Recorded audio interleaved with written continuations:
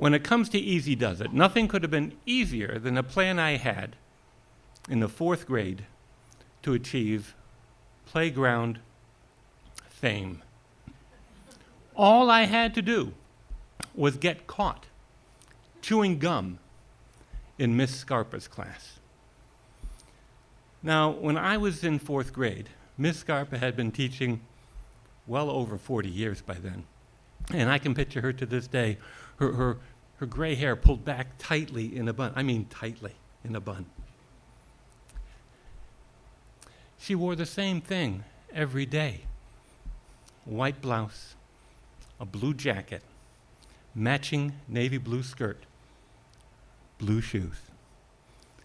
The same outfit every day. Miss Scarpa was a creature of habit. She did things the same way all the time, and everyone knew in my class, everyone knew in the entire school what would happen to you if you got caught chewing gum in Miss Scarpa's class. She would call the child to the front of the room, and back then it was always a boy. This was before girls got in any trouble. She'd call the poor child to the front of the room, and she would say, William, are you chewing gum? And William looked down and said, yes, Miss Scarpa. And she always asked a second question. Did you bring enough for everyone? No, Miss Scarpa. Then she would have the poor child take the gum out of his mouth, stick it on his nose, and stand in the corner. Now, this was sufficiently humiliating, even for an 8-year-old boy, so as to curtail gum-chewing activity in school for quite some time. However, for all of that, I was intrigued by her second question. Did you bring enough for everyone? Wasn't Miss Scarpa saying that it was perfectly all right to chew gum in school so long as you brought enough for everyone? Why else ask the question? So I decided to test my theory, and I realized, there was 24 kids in school, 25, and myself, 26. All right, I would need 30 sticks of gum, well, 26 sticks of gum, 30 sticks of gum, 6 packs of gum with 5 sticks in each. And back then, a pack of gum cost 5 cents. I would need 30 cents. Where was I going to get the incredible sum of 30 cents? I was in 4th grade. I was too young for a paper route, and I couldn't compete with the older boys doing chores, or mowing lawns, or raking leaves, or shoveling walks. They had that sewn up, and I was afraid I was going to have to give up my easy scheme for schoolyard fame. Until I remembered that every Sunday, my parents gave me 15 cents to put in the church collection basket. If I kept a nickel, in 6 weeks, I would have all the money I needed to buy the gum. But this was a thorny theological question at the time. Could I shortchange Jesus to buy gum for my friends? Well, did God really need my nickel?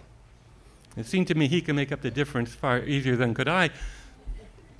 And besides, I was going to share the gum. Sharing is good. Sharing is a core Christian value. So in 6 weeks, I had my 30 cents. And that Monday morning, I was going to school with my pockets full of bright yellow packs of juicy fruit gum.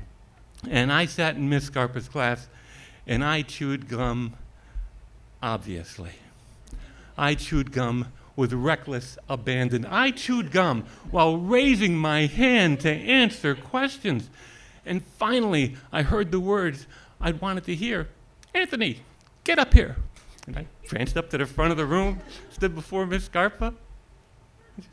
"Are you chewing gum?" "Yes, Miss Scarpa, I am." Now, this should have given her some pause. But the poor woman was going on some 40 years of habit, and she went right to question number 2. "Did you bring enough for everyone?" "Yes, Miss Scarpa, I did."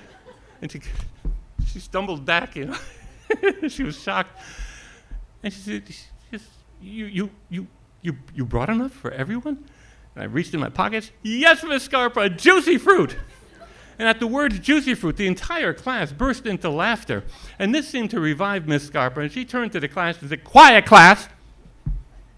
You know, unauthorized mirth was not allowed in school. And she sent me to the principal's office. This was not working out the way I had planned. I sat in the principal's office. We had met before. And I just waited there and waited there. And he came out and he said, "Well, Anthony, why are you here this time?" I said, "I don't know. I was chewing gum in Miss Scarpa's class, and she asked if I brought enough for everybody, and when I told her I did, she got mad at me and sent me here." He said, wait. "You brought enough for everyone?" I said, "Yes, juicy fruit."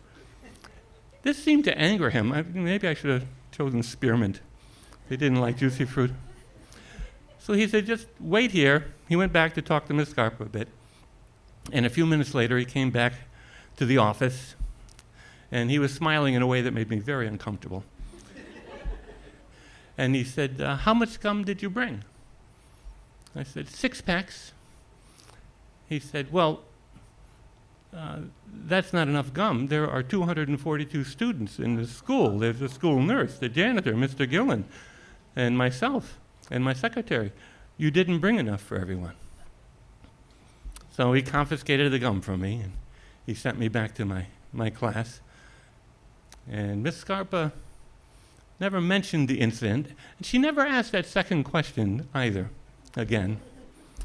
And I suppose, you know, that I was robbed of my simple plan went awry, and I was robbed of that chance for schoolyard fame. But it could have been worse. I could have been the kid in the corner with the gum stuck on his nose. Thank you.